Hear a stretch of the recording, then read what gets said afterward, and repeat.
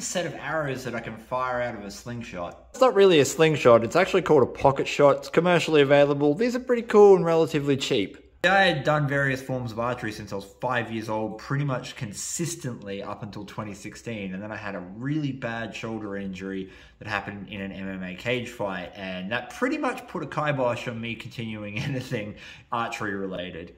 In fact, I've still got some of my old gear in here. I've got a whole bunch of arrows and some recurves and stuff in there. And then all my arrow making gear tucked away down in there. I'd pretty much given up on the idea of being able to shoot a bow ever again. Every time I've tried since, no matter how much therapy, supplements, blah, blah, blah, no matter what I do, it just hurts too much. Until this came along and I saw that you could buy an attachment, which is a whisker biscuit that screws on the front that allows you to fire arrows from it.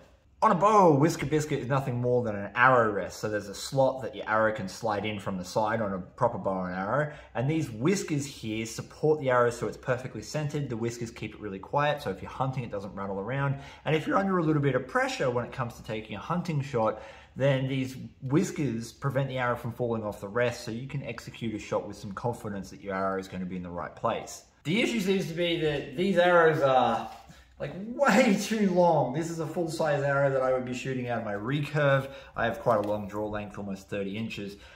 And that means we've got to make these a little bit shorter so they fire out of this with some speed. The archery buffs out there probably skip forward past this point because you'll know all this information, but for those who are uninitiated, arrows work off a thing called spine. When you fire an arrow out of a bow, it flexes. It's designed to bend, and it bends in accordance with the power that is pushing behind it. So you have a certain poundage on your string, so how much force it takes to draw that string back.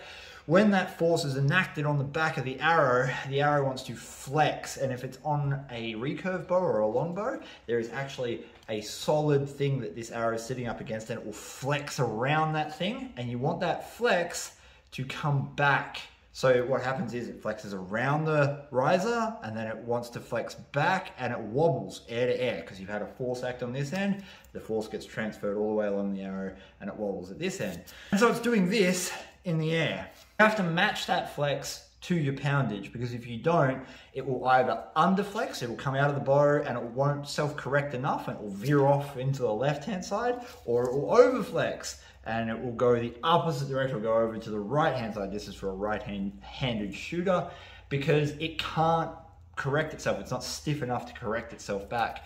These don't pull much poundage, so by making these arrows shorter, I'm actually going to be making them stiffer. You got to think of it like leverage. The longer the arrow, the more leverage the force on this end has on this end. The shorter the arrow, the less leverage it has. So making these shorter is going to make them stiffer. That means when I shoot them, these arrows are probably all going to go to the left. They're going to come out like this of the slingshot, and they are going to tail end right, front end left hand side, because they will undercorrect and they'll overcorrect and they'll head off onto the left hand side. Not much I can do about that. I don't really care, but it's an interesting thing to know. I'm going to take these arrows I cannot use, which are called Eastern Game Getter XX75s. They're a relatively cheap hunting arrow that I used to use. I'm going to take a Dremel and make them shorter.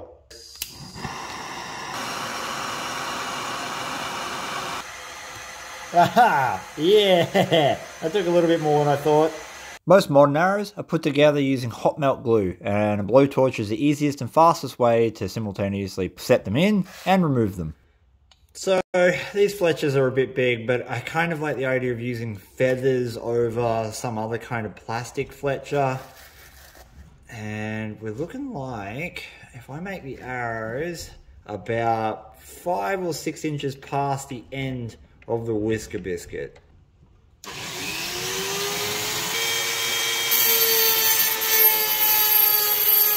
Now look, I don't have a proper arrow cutter. That is not a straight cut, but it'll do for this purpose. Remember, you're watching a channel called Spud Engineering.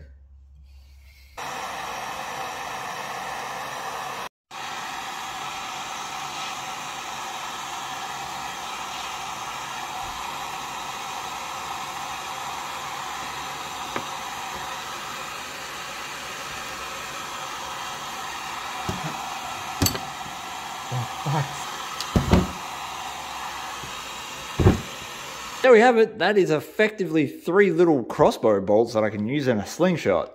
Oh, and I know. You want to see these getting used. Me too. For literally no reason at all, I'm going to make a little mini arrow holding quiver. This is an old spray bar off a mini high banker. It is a piece of 25mm PVC pipe with an end cap. And for literally no reason at all, I'm going to spray paint a really bodgy yellow and black camo job on it. I need leaves, leaves need me, we need to find some camouflage. It's like a real thin tube, so I'm thinking if I find just like some real kind of small leaves, maybe like this. That's a good one.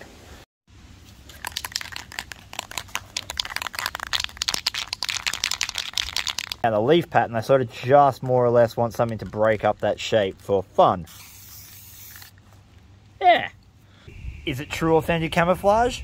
No. Does it look pretty? Also, no. Did I have fun making it? Absolutely. If you want to know how to make the cheap archery target that works, you gotta make a bag target. Bernie, this is a bag target. It doesn't take much to stop an arrow. Even like a 250-pound crossbow bolt going at 400 feet a second, it will be stopped by a bag target. Cloth works better than plastic, but it's simple. You get a bag, you stuff it full of other bags. I like to use pillowcases, and I stuff them full of old blankets. A sheet of cardboard with something at the front to hit, like that sticker. And first shot, let's see if I can even hit the board.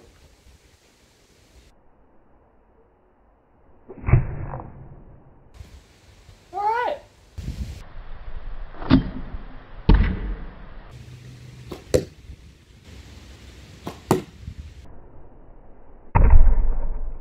Damn, boy, that's almost a group.